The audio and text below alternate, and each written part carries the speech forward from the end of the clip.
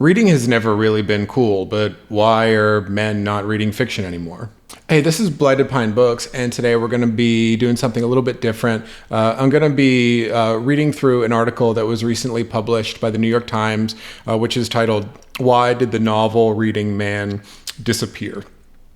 So, if you walk into any cafe in the U.S., it's rare these days to see an open book. I was recently traveling through Michigan and stopped in Ann Arbor, which is the highest IQ town in the United States. And I went to this highly rated coffee shop called Hyperion Coffee. It was great coffee, by the way.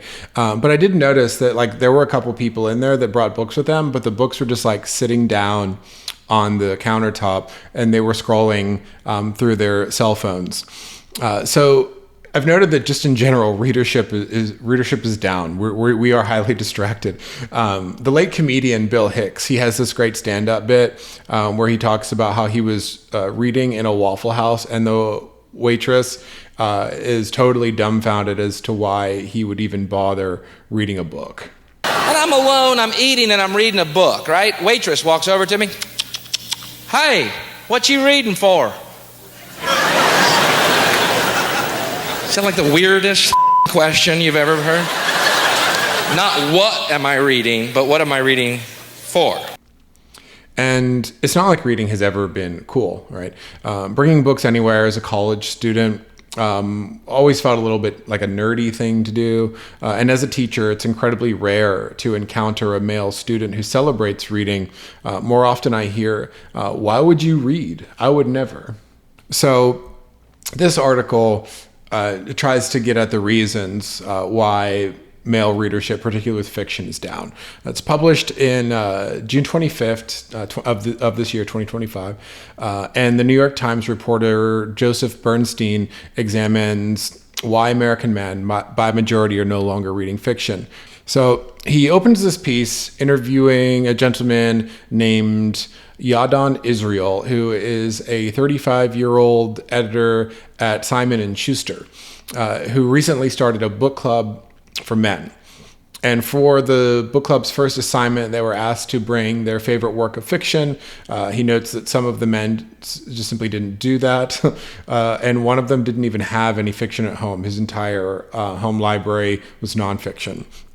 Mr. Israel, he goes on to say that the first novel they chose was titled A Lucky Man, and this made him realize that toxic masculinity was harming his marriage. Mr. Bernstein writes, "He has spent the months since grappling with painful realizations that came out of the discussion about how toxic masculinity has harmed his own marriage, especially the ideal that real men do not share their feelings. It was an epiphany out of James Joyce unlocked," he said, "by that conversation in the book club." So no doubt, men need to be sharing and discussing their feelings. Personally, I don't think you need to read James Joyce to come to that conclusion. And also, no doubt, toxic masculinity exists, right? But it's my feeling that it's this exact kind of language, 5 paragraphs into this piece on why men aren't involving themselves in literature anymore. The author brings up this concept of toxic masculinity, and it sort of makes reading feel like an unwelcome activity.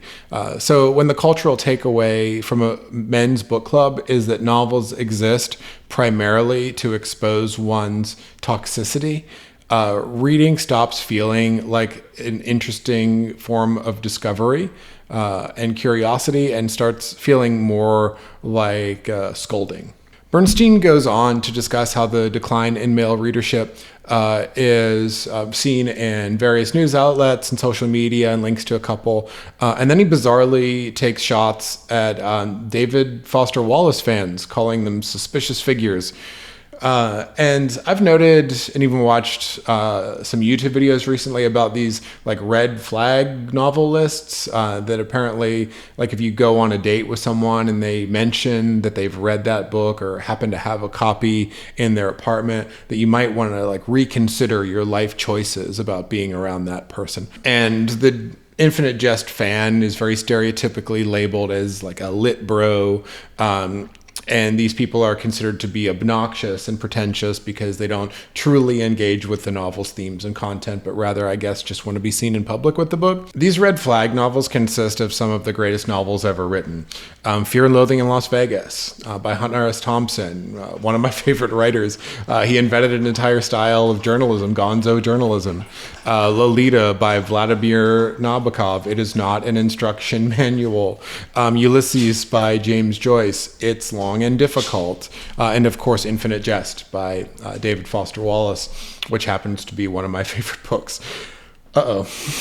So again, the male reader is often, I find, curious, or at least my friends who read are often curious about these great books. Like, we want to, in the same way that, like, I don't know, when you go to a national park or to a state park, you want to, like, see, like, a really beautiful place, right? I think it's pretty similar with books. Like, you've heard that, oh, this book is really good, so maybe you should read it, right? Same thing with music. You know, I often would prefer to spend my time listening to albums that I think are great than listening to albums that are terrible.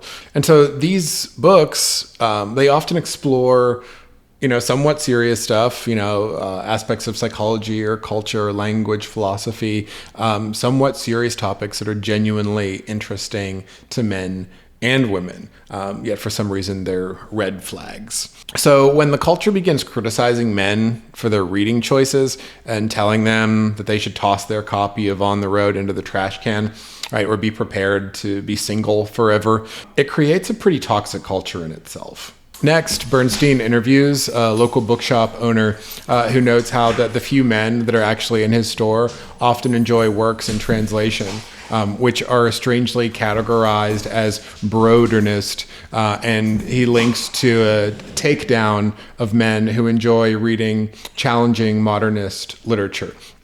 And I went ahead and read the short essay that is titled Against High Broadernism. And the author writes, the Broaderist measures of challenging literature are a constrained series of attributes, winding sentences, explicit references to entropy and math and classical music, meta-narration, anti-realism, lonely and existential male protagonists, brick-length tomes, cringy and misogynistic sex scenes, the stench of once having read Nietzsche, the word psychedelic, and aneric, half-hearted genre play, right? So again, there's like these like weird connections with like, if you like books that are somewhat challenging, you know, maybe they're a little bit longer, the sentences are winding, that like you're reading something that's inherently misogynistic, anti-women. And again, this is just going to be like a huge turn off for men in general. So it seems as though if you're not weeping over James Joyce or flagellating yourself for your inherited toxic masculinity, and instead pick up something that actually interests you, you're going to be tagged as lonely and misogynistic. So the article kind of winds down. It observes how the literary world is ruled by women, with book clubs that are run by women like Oprah Winfrey and Reese Witherspoon. And also notes how book talk is like nearly and exclusively female space, recommending books seemingly primarily by Colleen Hoover. Bernstein shrugs off like political concerns, stating that the politicization of the literary space is, quote, the worst version of the critique of contemporary fiction, and also a huge oversimplification. And then finally, he notes that the most obvious factor for declining readership is the presence of, you know, video games, smartphones, doom scrolling on social media, that kind of stuff. But I did a little bit of research. I was kind of curious as to like, are men spending more time on their cell phones or women? And it turns out that women actually spend slightly more time on their cell phones, though we're all spending way too much time on our cell phones. So this conclusion doesn't really explain this like gendered gap in readership. But I did find it was so interesting. I went into the comments, and the most recommended comments on the New York Times were like strong disagreements with the author of this article. The top commenter says that when their son suggested a Tom Wolfe novel, he brought one in from home because he was just excited about it. It was like, hey, like we could read something like this. And the teacher said, I don't assign books from dead white authors, right? And this is a common trope. Right. And all through university, I've heard this echoed, right? The dead white men should be sidelined for more diverse authors. While there's certainly like an overrepresentation of the white male in, high school and college curriculums, this kind of like blanket dismissal, this dead white men phrase, it signals to male readers that their tradition that they might naturally gravitate to is not just like unfashionable anymore, but it's also an unwelcome space. Other top commenters note that most 21st century literary fiction is targeted at women with a certain wokeness quotient required to be published.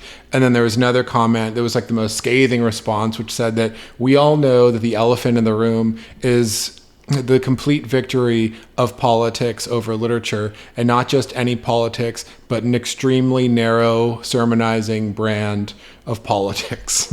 And I wanted to end just like with a little bit of my own take on this article, if you can't already tell. From my perspective, it's pretty clear why fewer men are reading novels. First of all, I agree with the commenters who note the majority of popular literary fiction offers a narrow political and cultural worldview. In 2024, for example, 75% of the New York Times best-selling literary fiction was written by women.